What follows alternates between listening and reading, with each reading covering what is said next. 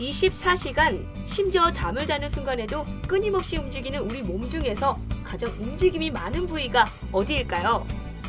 바로 무릎과 함께 움직임이 가장 많은 곳은 두구두구 어깨입니다. 어깨는 우리 몸 중에서 가장 바쁜 곳이라고 해도 과언이 아닌데요. 단순한 일상생활에서의 동작만으로도 하루 약 3~4천 번 정도의 운동이 이루어진다고 합니다. 머리부터 발끝까지 가장 운동량이 많은 곳이 바로 어깨죠. 그런데 움직임이 많은 만큼 다양한 질환이 발생하기도 합니다. 이 어깨 질환은 원인이 달라도 나타나는 증상이 매우 비슷하기 때문에 정확한 판단을 내리는 게 쉽지가 않은데요. 그래서 오늘 이 어깨에 관한 질환에 대해서 자세히 알아보기로 하겠습니다. 지금 함께 가보시죠. 최근 여름 휴가를 위해 다이어트를 시작한 이후로 어깨 통증이 생겼다는 직장인 배정인 씨. 날이 갈수록 통증이 점점 심해졌다고 하는데요. 심지어 어깨를 비롯해서 몸 전체를 사용하는 작은 행동 하나하나에도 통증이 느껴져서 일상생활 하는데 큰 불편함을 겪고 있다고 합니다. 안녕하세요. 안녕하세요. 지금 어깨가 많이 불편하신가 봐요. 네, 좀 많이 불편해요. 제가 요즘 다이어트 중인데 아령 가지고 운동을 해서 그런지 요즘 이렇게 컴퓨터 할 때도 그러고 어깨가 많이 아파요.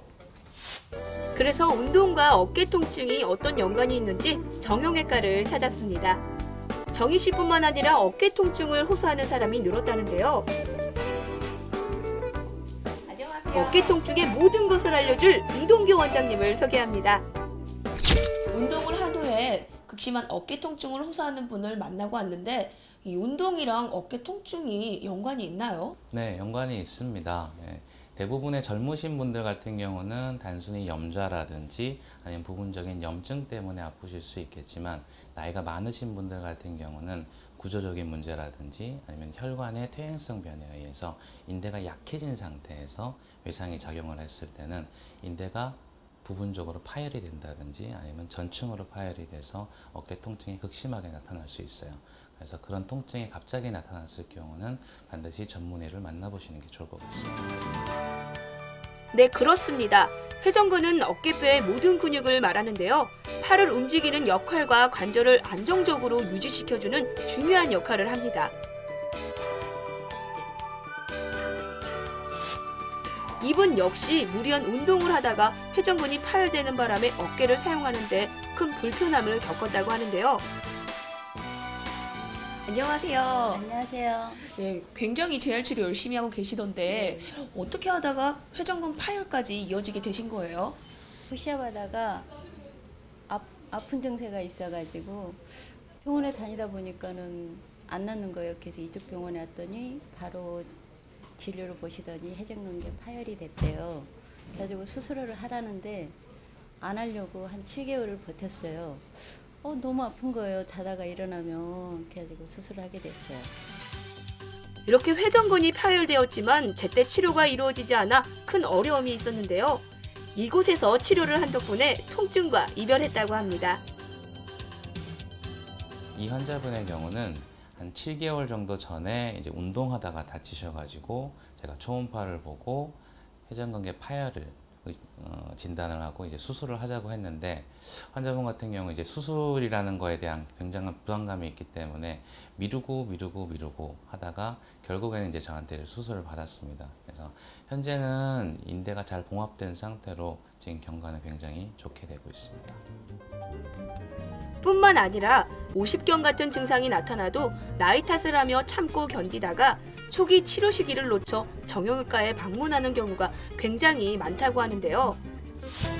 실제로 우리가 흔히 알고 간과하는 오십견은 정확히 유착성 관절낭염이라 부르는데요. 이것은 전체 어깨 질환의 35%나 차지한다고 합니다. 우선 오십견이라는 병에 대해서 아셔야 될 것 같습니다. 오십견이라는 것은 병명이 아니라 우리가 50세 때 많이 나타난다고 해서 만들어진 말인데요. 실제적으로 의학적인 명칭은 유착성 관절낭염이라 그래서 관절낭이 이렇게 넓은데 점점 좁아지면서 유착이 되는 병이에요. 이거는 스스로 낫는 병 중에 하나라고 알려져 있습니다. 그래서 2년에서 3년에 걸쳐서 어깨 통증도 심해지고 관절에 유착도 심해지면서 관절이 움직여지지 않는 거죠. 스스로 2, 3년에 걸쳐서 나아가게 되는데 어떤 분들의 경우에는 관절이 굳어버리는 경우들이 있어요. 그래서 어깨 통증은 없는데 어깨가 움직여지지 않는 거죠. 이런 분들은 나중에 수술적인 방법을 통해서 이거를 낫게 하는 방법도 있습니다. 하지만 초기에 염증 치료를 잘 하고 유착된 거를 잘 풀어줄 수 있는 운동 치료를 받아보시면 훨씬 더 빠르게 정상적으로 올 수 있기 때문에 초기에 그것도 치료를 하시는 게 좋을 것 같습니다. 네, 그렇습니다. 여기서 주목해야 할 점이 또 한 가지 있는데요. 나이도 젊고 특별히 운동을 하지 않았음에도 원인 모를 어깨 통증이 계속된다면 석회성 건염도 의심해봐야 한다는데요.